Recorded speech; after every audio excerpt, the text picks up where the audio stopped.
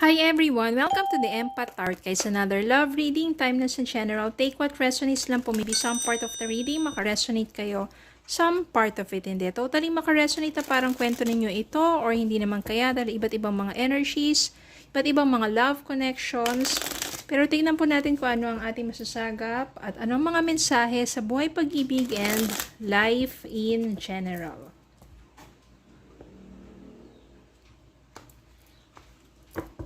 Tignan natin, meron ba kayong mga katanungan dyan?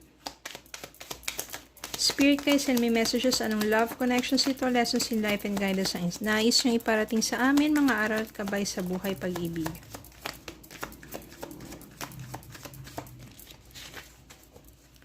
Spirit guys, send me more messages.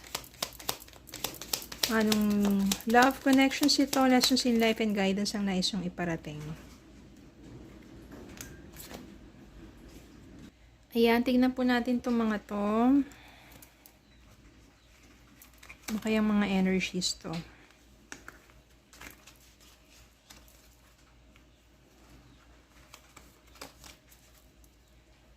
The Moon.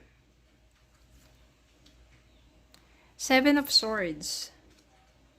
Three of Cups. The Star. Temperance. The Hermit. King of Cups, Page of Cups, Four of Wands, Ace of Pentacles, Four of Swords, Six of Pentacles, Nine of Pentacles, Queen of Swords, the Tower, dami, and Eight of Swords. Okay. Dito muna itong mga to. Yan. So, ito yung mga panahon na malakas na yung kutob mo. Yung parang, alam mo, kinukutuban ka na yung person mo, meron tinatago sa'yo, which is, na, validate mo yon.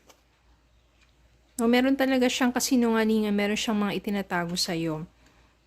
Maaring third party. Yung friendship dito, maybe nga, kakilala mo rin. Yun yung masakit eh. Kilala mo rin eh. O kaibigan mo pa eh. Diba? Yung parang sila pa yung nag-traitor sa'yo. May mga times siya that you are still hoping na maayos pa kayong dalawa. Na magkabalikan pa kayo o maging maayos ang lahat. Pero kasi sobrang sakit ang ginawa sa'yo, lalo na nalaman mo, yung pinagkakatiwalaan mong kaibigan, maaring siya pa. No? Kaya, wala na. Friendship over na. Tapos, ganun na rin sa person mo. Kasi wasak na eh. Paano pa mabubuo yung pagkakaibigan at saka yung relasyon kung winasak nila?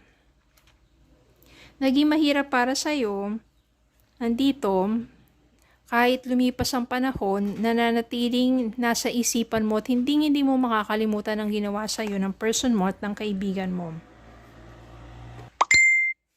Then, ikaw na yung totally, ikaw na yung nag-cut off sa kanila. Ganun kasi minsan, no? Sa life natin, kailangan natin i-cut off yung mga tao o yung mga bagay that doesn't serve us well. Katulad yun, yung person mo na nanloko sa'yo, pati yung friend mo na nang-ahas din, di ba? So, you have to cut them off to your life. Dahil mas gusto mo na lang na mawala na yung mga stress na yun sa buhay mo. So, nag-focus ka dito.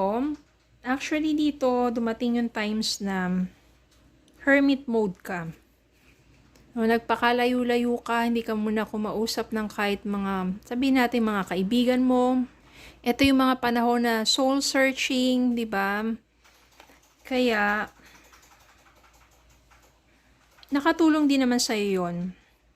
For you to be more patient, saka, yung temperance dito talaga nagsasabi, yung perfect timing for you eh. Na maybe yung person mo na yun, hindi talaga siya yung para sa'yo. Dumating lang siya sa buhay mo para patatagin ka sa narasan mong heartaches. At saka yung friend mo na yun, di ba? For you to understand well na iba't iba talaga ang klase ng mga tao sa mundo. Yung mga talaga mapapagkatiwalaan at iba naman na hindi na. Hindi na dapat pa. Kaya malaking tulong din tong temperance, no?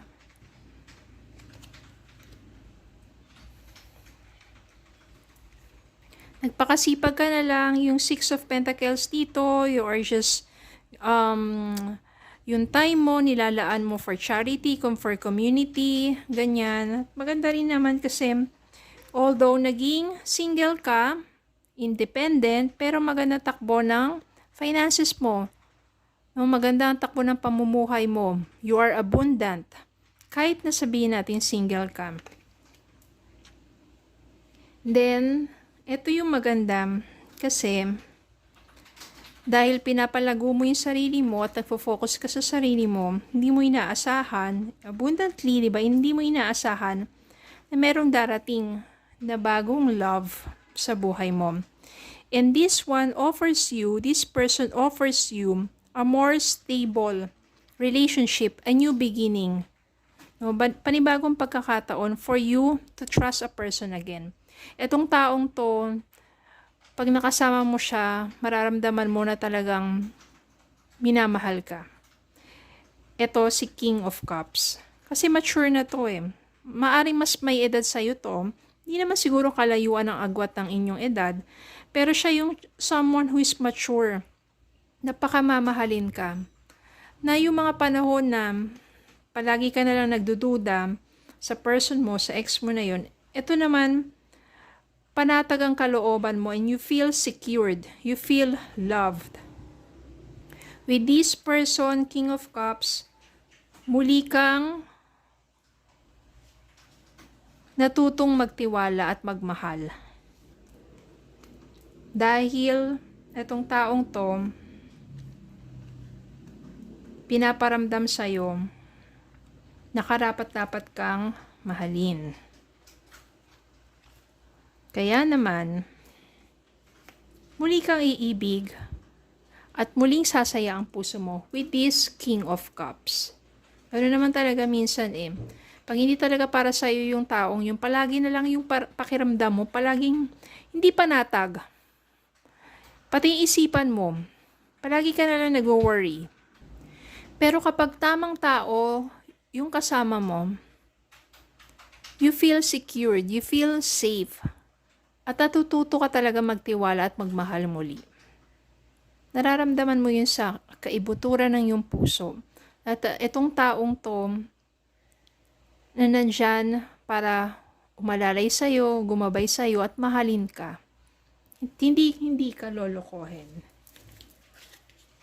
Meron pa naman mga ganyan sa mundo.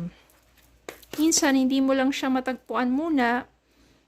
Nakakaranas ka muna ng mga heartaches for you to become more stronger. Ganyan naman talaga yung mga lessons in life. Tingnan natin ang message para sa inyo. Deception. Someone is wearing a mask in this relationship. Ito na nga person mo. 7 of Swords. Deception. Nagsisinungaling. Traidor. Soulmate. Yes, this person is your soulmate. Your connection is sacred. Siya naman si King of Cups. Siya yung soulmate mo. Kaya ang connection ninyo sacred. Kaya you feel safe and secured. Okay? So dito, marami siguro mga lessons in life ka matututunan. Especially, importante dyan is for you to have soul searching. At the same time, kapag alam mo nang niloloko ka ng person na yon, and maybe not only yung person mo, kundi yung friends mo or i-cut off mo sila sa buhay mo. Hindi mo kailangan ng stress sa buhay mo. Kailangan mo ng peace of mind. Okay, so yun lang po. Maraming salamat po for watching. Please don't forget to like, share, comment, subscribe, follow me Facebook and YouTube. Have a good day po and God bless.